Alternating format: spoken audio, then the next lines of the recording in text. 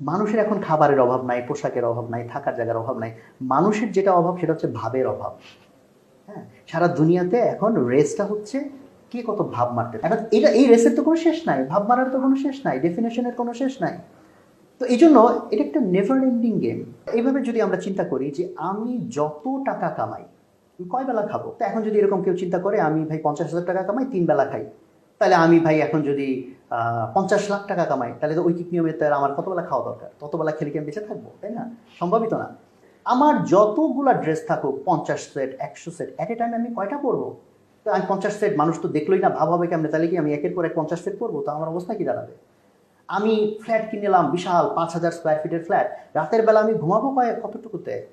খাটের অর্ধেক জায়গার ভিতরে। নাকি আমি এরকম ভাববো ভাই এত বড় ফ্ল্যাট কিনলাম, এইটুকু জায়গার মধ্যে ঘুমাইলে কেমন দেখা যায়, তো বডি কেটে কেটে টুকরা টুকরা করে সারা ফ্ল্যাটের মধ্যে ছড়াই দেই। তাই না? Is it A feasible idea?